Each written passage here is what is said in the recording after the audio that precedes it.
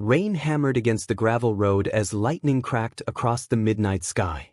A woman staggered forward, her thin hospital gown plastered against her trembling body. Her eyes, deep wells of torment that had witnessed horrors beyond comprehension, darted nervously at the shadows dancing between lightning flashes. She collapsed at the emergency entrance of Mercy General, a small rural hospital 150 miles from Southside Atlanta. "Help me," she whispered, her voice barely audible above the storm. "My name is Aisha." But the medical bracelet still clinging to her wrist told a different story. Aisha Turner, a woman officially declared dead 8 years ago. What if the person you were convicted of murdering suddenly appeared alive? The impossible contradiction that shatters our understanding of reality itself. In the justice system, murder convictions represent finality, evidence presented, verdict rendered, case closed. Yet here was a woman, breathing and speaking, whose alleged killer had spent 8 years behind bars paying for her death.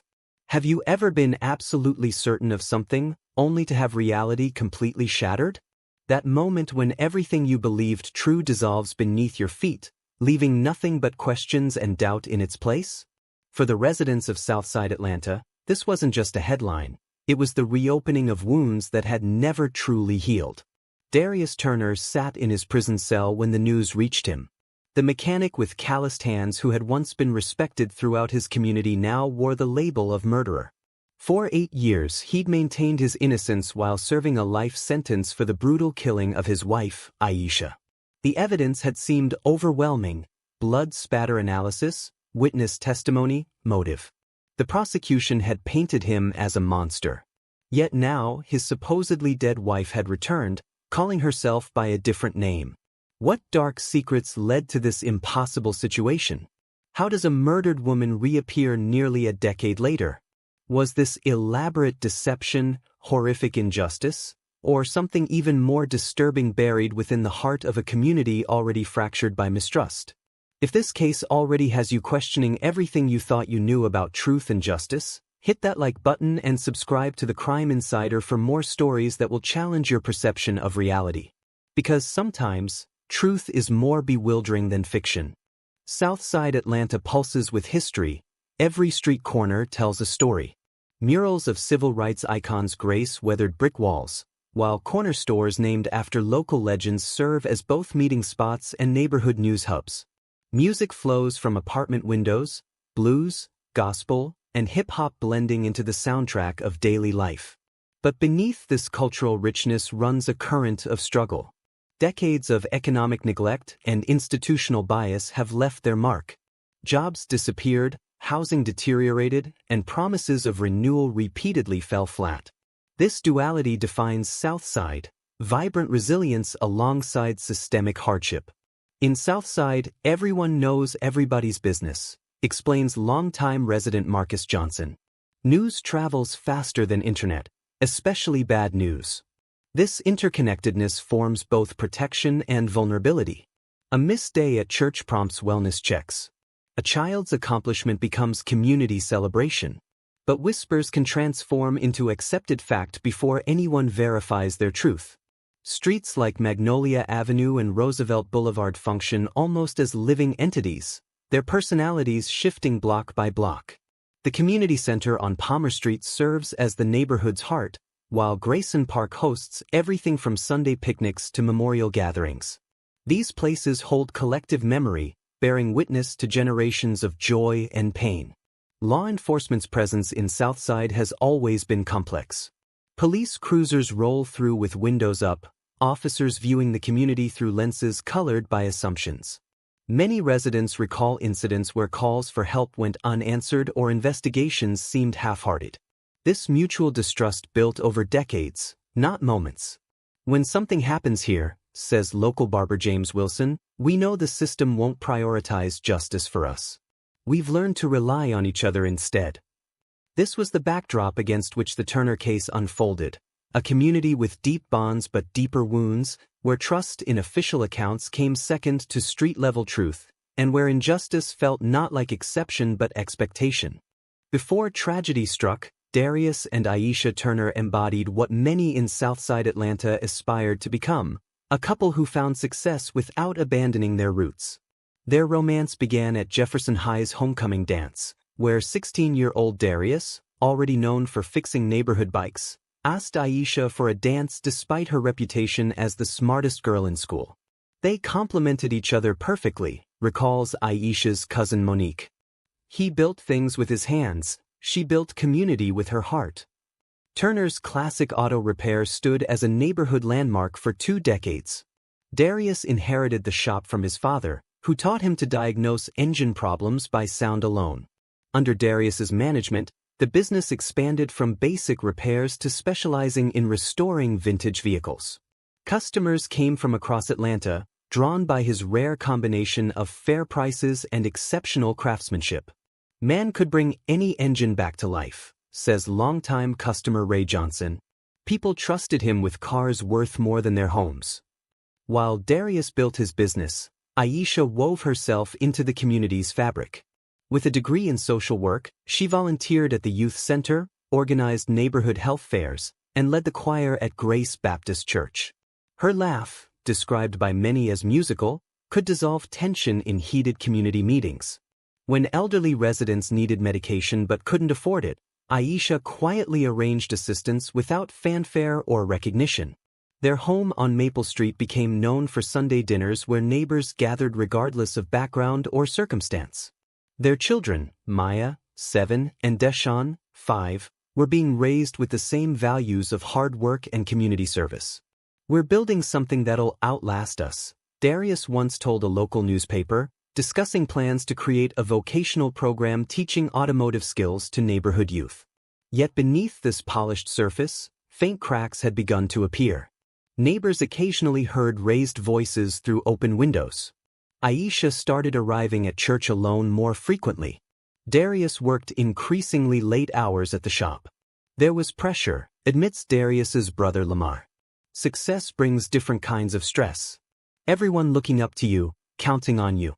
Never showing weakness. Local gossip hinted at financial troubles despite outward success. Some whispered about Darius's friendship with questionable business associates. Others noticed Aisha's growing independence as she considered opening her own community counseling practice. No one suspected these ordinary tensions would culminate in such extraordinary tragedy. July 18, 2015. The temperature in Atlanta had climbed to 96 degrees by noon, with humidity making the air feel thick enough to cut. Even as sunset approached, heat radiated from asphalt and concrete. Window air conditioners strained against the relentless summer, their droning hum providing background noise to a neighborhood trying to cool down. At 8:47 p.m., security cameras at Turner's classic auto repair captured Darius locking up, unusual for a Saturday when he typically worked late. Phone records would later show a 3-minute call between his cell phone and Aisha's at 9:12 p.m. The content of that conversation remains unknown, but neighbors reported seeing Aisha leave their home shortly after, dressed in jeans and a blue blouse, her hair pulled back. "She seemed rushed," said elderly neighbor Mrs. Washington, whose porch offered a clear view of the Turner residence. "Not upset exactly, but determined. Like she had important business." That business apparently led to an abandoned warehouse on Fletcher Street, a dilapidated structure once used for textile manufacturing, now mostly occupied by pigeons and occasional squatters. Why Aisha went there, and whether Darius truly lured her as prosecutors later claimed, became the central question of the case. What happened inside those decaying walls between 9:30 p.m. and midnight sparked 8 years of debate, imprisonment, and community division. Crime scene technicians documented a chaotic scene, a metal chair knocked sideways with restraint marks suggesting someone had been bound to it. Blood spatter across the concrete floor indicated severe trauma. A discarded hammer, its handle wiped clean but its head containing microscopic blood particles later matched to Aisha's type. Drag marks leading toward a loading dock. Tire impressions matching Darius's work truck in the gravel outside. Most damning, Aisha's earring, a distinctive gold design Darius had given her for their anniversary, found embedded in congealed blood on the floor. By 2 a.m., police had established a perimeter. By dawn, they'd issued an APB for Aisha Turner. By the following evening, they'd arrested Darius at his brother's apartment. Despite extensive searches of nearby woods, abandoned buildings, and waterways, Aisha's body was never found. The prosecution built their case on blood evidence, suggesting volume consistent with fatal injury. Darius maintained his innocence through arrest, trial, and conviction, insisting he'd been framed. The community mourned. The children entered foster care. Justice appeared served. But the real shock isn't what happened that night. It's what happened 8 years later, when a woman with Aisha's face and a stranger's name stumbled out of the rain and back into existence, collapsing the certainty of everything that came before. Detective Morris Gaines led the investigation, a 15-year veteran of Atlanta PD with a reputation for thoroughness. His team processed the warehouse scene for 36 hours straight, collecting blood samples, fibers, and fingerprints. The forensic approach appeared meticulous, each drop of blood photographed, measured, and cataloged. This wasn't just a disappearance, Gaines told reporters at his first press conference. The blood evidence suggests a violent assault with intent to kill. As news spread through Southside, collective grief and horror descended. Makeshift memorials appeared outside the Turner home and auto shop. Parents kept children indoors. Church services became impromptu gatherings for community processing. Nobody wanted to believe it, remembers Pastor Green of Grace Baptist. Not Darius. Not our Darius and Aisha. It felt like watching a nightmare unfold in real time. The investigation quickly focused on Darius. Detectives discovered text messages showing increasing tension between the couple. Financial records revealed the auto shop struggling with debt, and a recently purchased life insurance policy on Aisha worth $250,000. Witnesses reported seeing Darius's truck near the warehouse that night. A gas station security camera captured him buying cleaning supplies at 1:14 a.m. Most damaging, microscopic blood particles found in the bed of his truck matched Aisha's DNA. When police brought Darius in for questioning, he appeared shocked but cooperative. His story remained consistent. He'd been working late, then met friends for drinks. He hadn't seen Aisha since dinner. "They're setting me up," he insisted during his arraignment. "I loved my wife. I would never hurt her. Someone wants me to take the fall for this." His attorney pointed to gaps in the timeline, the missing body, and questioned how a respected business owner could transform into a murderer overnight. But as evidence mounted, community opinion shifted from disbelief to acceptance. The husband, they reluctantly concluded, had done the unthinkable. What do you think really happened that night? Was Darius truly guilty, or was he framed as he claimed? Drop your theories in the comments below. Was this a crime of passion, a carefully planned murder, or something entirely different? Your perspective might shed light on aspects of this case that investigators missed. The Fulton County Courthouse transformed into a spectacle during State versus Turner. News vans lined the street while reporters jostled for position on courthouse steps. Inside, every seat filled by 8 a.m., half with reporters, half with Southside residents seeking answers. The case captivated Atlanta, dominating headlines and dinner conversations. Judge Raymond Harris presided with rigid formality. A veteran of the bench known for running an efficient courtroom, he frequently reminded spectators that justice moves at its own pace, not the pace of public opinion. Yet the trial proceeded with unusual speed. Lead prosecutor Vanessa Mitchell built her case methodically. Darius Turner appeared to be a model citizen, she told the jury during opening statements. But when financial pressure mounted and marriage troubles deepened, he chose the most permanent solution. Her presentation featured enlarged crime scene photos, highlighted phone records, and expert testimony about blood spatter analysis. Public defender Marcus Allen faced an uphill battle. Underfunded and overworked, he lacked resources for independent forensic analysis or additional investigators. The state has built a circumstantial case on assumption and incomplete evidence, he argued. They've shown you blood but no body, motive but no opportunity, suspicion but no certainty. The racial dynamics hung unspoken but evident. Darius faced an overwhelmingly white jury in a justice system with documented disparities. The judge denied most defense motions. The prosecution received notably favorable rulings on evidence admissibility. Criminal justice professor Dr. Elaine Wilson later observed, "The Turner case exemplifies how presumption of innocence works differently depending on who stands accused. The rush to judgment, limited defense resources, and procedural favoritism all pointed toward a predetermined outcome." The jury deliberated just 4 hours before returning a guilty verdict. Darius stood motionless as Judge Harris sentenced him to life imprisonment. His final words in court, "I did not kill my wife. Someday the truth will come out." In the gallery, Aisha's parents clutched each other, tears streaming. Darius's mother collapsed, requiring medical assistance.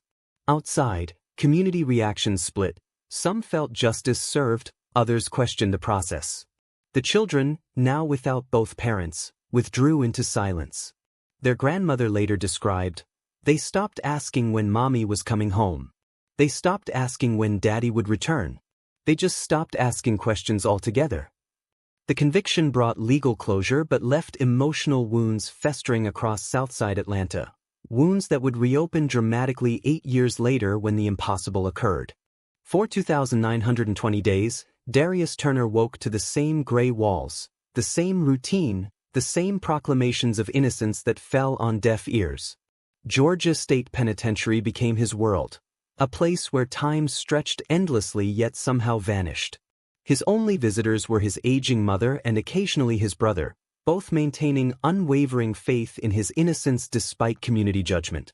"You become a ghost," Darius wrote in letters to his children. "Not dead but no longer fully alive. Just waiting." Outside prison walls, Southside Atlanta gradually moved forward.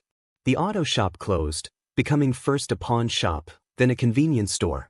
Aisha's memory faded from daily conversation to occasional reference, her name joining others in the community's history of tragedy.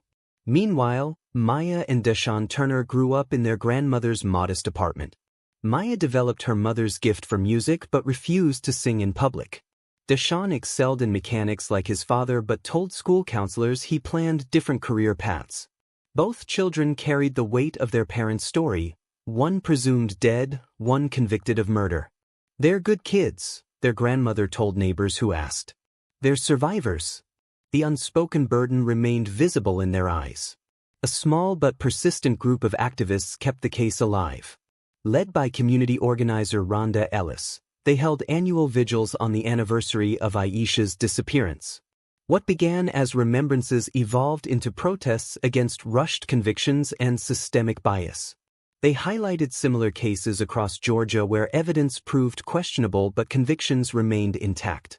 Darius Turner's case represents dozens more, Ellis argued at community forums. When justice moves too quickly, truth gets trampled. By year 8, these efforts had gained modest traction. A local law school innocence project began reviewing trial transcripts. A progressive prosecutor promised to examine old cases with fresh eyes. Then came the phone call that changed everything. "We interrupt your regularly scheduled programming with breaking news from Clayton County." The red banner flashed across television screens throughout Atlanta on October 3, 2023.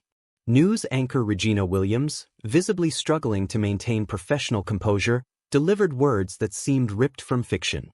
Authorities confirmed that a woman discovered at Pinewood Regional Hospital has been tentatively identified as Aisha Turner, the alleged victim in a 2015 murder case that sent her husband Darius Turner to prison for life. The camera cut to footage of Pinewood Regional, a modest 3-story facility serving several rural communities. Police vehicles lined the entrance. Officers established perimeters as reporters gathered, shouting questions at anyone entering or exiting. Hospital Administrator Dr. Julian Park provided limited details at an impromptu press conference. "A female patient was brought to our emergency department after being found by highway maintenance workers near Route 16. She initially identified herself as Aisha and appeared disoriented. During routine processing, her fingerprints matched those of a missing person case from 2015. Medical records later released through court proceedings revealed the woman's condition upon arrival: severe malnutrition, extensive scarring consistent with long-term physical abuse, and profound psychological trauma. Her memory functioned in fragments, clear recollections of childhood, complete awareness of basic facts and functions, but 8 years of her adult life existed only as disjointed flashes. She remembers her children's names and birthdays, noted the psychological evaluation, but cannot account for her whereabouts since 2015. When questioned directly about her husband or the alleged murder, she exhibits extreme anxiety responses. Initial public reaction veered from astonishment to skepticism. Social media exploded with theories: mistaken identity, elaborate hoax, twin sister, government conspiracy. Television legal analysts debated implications for Darius's conviction. Local news stations ran side-by-side photos comparing the missing Aisha with the mysterious Aisha. Detective Maurice Gaines, now nearing retirement, spoke briefly to reporters. "We're proceeding with caution. DNA testing is underway. We've reopened the investigation with all possibilities on the table." In Southside Atlanta, the community that had mourned Aisha and condemned Darius found itself divided again. Some viewed the development as miraculous vindication. Others suspected manipulation or fraud. Many simply struggled to process the cognitive dissonance.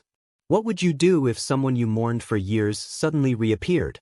How would you reconcile years of grief and anger with this impossible reality? For the Turner children, now teenagers, the question wasn't hypothetical but devastating. Their mother, a cherished memory preserved in childhood recollections, might be alive but fundamentally changed. If you're as fascinated by this incredible true story as we are, hit that like button and share this video to help others discover one of the most extraordinary cases in modern criminal history. The twists only get more mind-bending from here. News of Aisha's appearance fractured Southside Atlanta along new fault lines. The community that had collectively processed Aisha's death now faced an impossible resurrection that challenged everything they'd accepted as truth. At Grace Baptist Church, where Aisha once led the choir, Pastor Green convened an emergency prayer meeting attended by hundreds. Whether miracle or mystery, we must approach this development with open hearts and cautious minds. He counseled a congregation visibly torn between hope and skepticism. Local barbershops and beauty salons buzzed with competing theories. "That's not Aisha, it's someone who looks like her trying to cash in on the story," argued regulars at Clippers on Magnolia Avenue. Meanwhile, at Southside Cafe, longtime residents who'd known the Turners personally insisted the system railroaded Darius from day one. This proves what we always suspected. Rhonda Ellis, whose activism had kept the case alive for years, approached the situation with measured optimism. "This development validates our concerns about rushed investigations and prosecutorial overreach," she told reporters. "But we must verify before celebrating. If this is truly Aisha Turner, we need to understand where she's been and why she never came forward before now." National media descended on Southside, transforming quiet streets into impromptu broadcasting zones.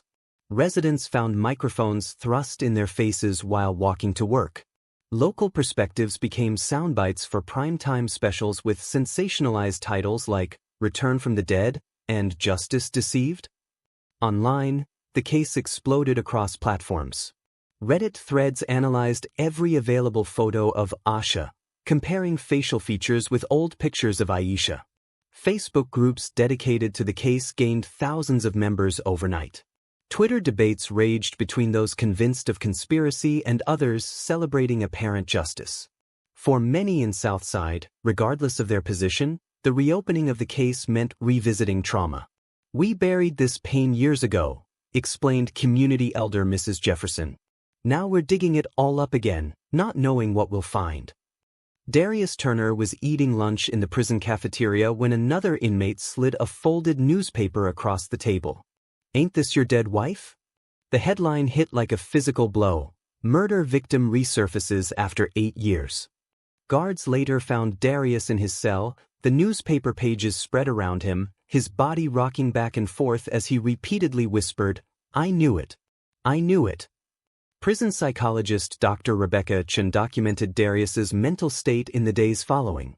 Patient exhibits symptoms consistent with acute psychological distress. Reports vivid flashbacks to his arrest and trial. sleep disrupted by nightmares, repeatedly questions his own memory of events. For 8 years, Darius had maintained his innocence while simultaneously carrying guilt for not protecting his wife from whoever had actually harmed her. This contradiction had become his identity.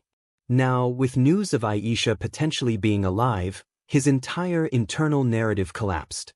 "I built my survival around 2 facts," he told his attorney during their first meeting after the news broke. "I didn't kill Aisha, and someone else did. If she's alive," his voice cracked, "then what actually happened that night? What did I miss?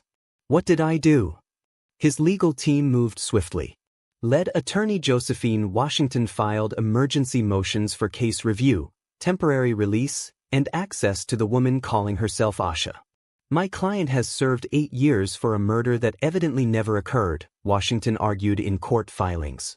"Each day he remains incarcerated represents a continuing miscarriage of justice."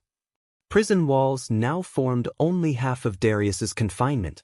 The other prison existed in his mind, a maze of questions without answers. Had Aisha planned her disappearance? Was she kidnapped? Did she fear him for reasons he couldn't remember? His memories of their marriage began to warp under the weight of doubt. "The cruelest part," wrote Darius's brother after visiting him, "is seeing hope and terror fighting in his eyes. He wants this woman to be Aisha because it means he's not crazy for believing in his innocence. But if it is her, it means their entire life together was built on something false." For Darius, uncertainty became the newest form of punishment, perhaps the most brutal yet. The Georgia Bureau of Investigation established a specialized task force to re-examine the Turner case. Led by veteran detective Lydia Montgomery, the team approached the evidence with contemporary tools unavailable during the original investigation. "DNA technology has advanced dramatically since 2015, Montgomery explained during a press briefing. "We can now identify biological material from smaller samples and extract more information from degraded evidence." The team reanalyzed blood samples from the warehouse using advanced spectral imaging. Their findings contradicted original conclusions. What appeared to be fatal blood loss actually contained significant amounts of animal blood mixed with human. The hammer, previously considered the murder weapon, showed protein markers inconsistent with Aisha's blood type. Meanwhile, medical professionals documented Aisha's physical condition. Distinctive scars on her back and shoulders suggested prolonged captivity. Neurologists identified chemical traces in her system indicating long-term sedation with specific pharmaceuticals, drugs commonly used in psychiatric facilities. When questioned, Aisha's account contained puzzling gaps and contradictions. She recalled leaving home after receiving a phone call, but couldn't identify the caller. She remembered the warehouse but described it differently than crime scene photos showed. Most notably, she mentioned a figure, neither male nor female in her recollection, who told her, "This is your chance to start fresh." Someone orchestrated this situation, noted forensic psychologist Dr. Martin Reed. The question is whether Aisha was victim or participant. New witnesses emerged as media coverage intensified. A night security guard from a building near the warehouse came forward, describing a vehicle, not Darius's truck, parked nearby that night. A former nurse from a private medical facility 80 miles outside Atlanta reported treating a sedated woman matching Aisha's description in 2016, though records of this patient mysteriously disappeared. Most compelling, a convenience store clerk recognized Aisha from news coverage, claiming she'd seen her multiple times between 2018 to 2020 accompanied by a tall man who never entered the store camera's view. Investigators now pursued multiple scenarios simultaneously. Aisha was abducted, held captive, and subjected to psychological manipulation. Aisha staged her disappearance with outside help to escape her marriage. Aisha fell victim to human trafficking facilitated by someone who framed Darius. Aisha suffered a psychotic break and lived under a different identity. The woman is not Aisha but someone bearing remarkable resemblance.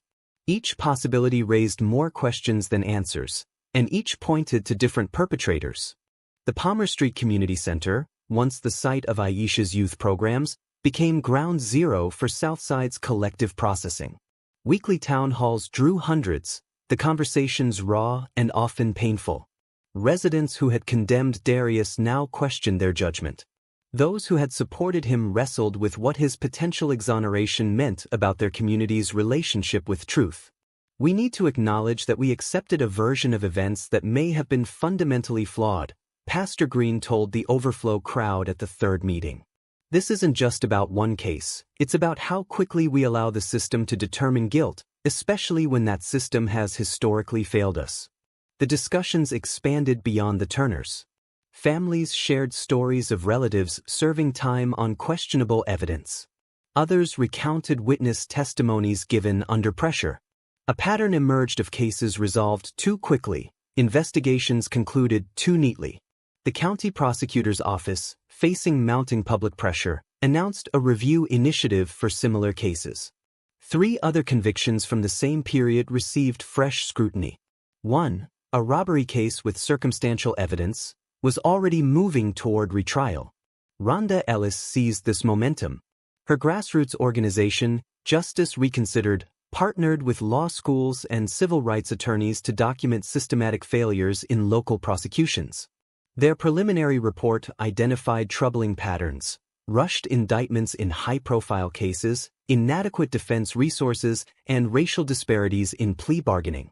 The Turner case broke open what many of us always knew, Ellis explained during a community forum. When we demand quick answers after tragedy, we create space for mistakes, or worse, for manipulation. True justice requires patience and thoroughness. For Southside Atlanta, healing didn't mean finding comfortable answers but rather learning to sit with difficult questions. Community members established support groups for families navigating similar legal challenges. Local schools developed curriculum examining justice system failures and reforms. The path forward remained unclear, but the conversation had irreversibly shifted from accepting official narratives to demanding verifiable truth, regardless of how complex or uncomfortable that truth might be. Today, the Turner case remains in legal limbo. DNA testing confirmed the woman is biologically Aisha Turner, but her psychological state complicates legal proceedings. Darius has been transferred to minimum security while his case undergoes review. The court has scheduled an evidentiary hearing for next month that could potentially vacate his conviction. Maya and Deshaun Turner, now 15 and 13, have met with their mother twice under supervised conditions. According to family members, these reunions have been emotional but tentative, the children struggling to reconcile the mother they remember with the fragile woman before them. The questions haunting this case refuse simple answers. If Aisha didn't die that night, who left blood at the crime scene? Who orchestrated the elaborate framing of Darius? Was Aisha victim or willing participant in her own disappearance? The rural facility where she apparently spent several years remains unidentified, its staff and purpose unknown. Perhaps most troubling, how many similar cases remain buried beneath hasty convictions and incomplete investigations? How many other families have been fractured by a system more invested in closing cases than discovering truth? This story reminds us that justice isn't merely about punishment but about honoring human complexity. Lives aren't plot points, they're messy, contradictory, and resistant to neat conclusions. The boundary between victim and perpetrator often blurs upon closer examination. For Southside Atlanta, the reappearance of a supposedly murdered woman represents both vindication and warning, proof that questioning authority has merit, and that rushing to judgment carries devastating consequences. The Turner story continues to evolve daily. New evidence emerges. New witnesses come forward. New theories develop. To follow this extraordinary case as it unfolds, hit subscribe and turn on notifications now.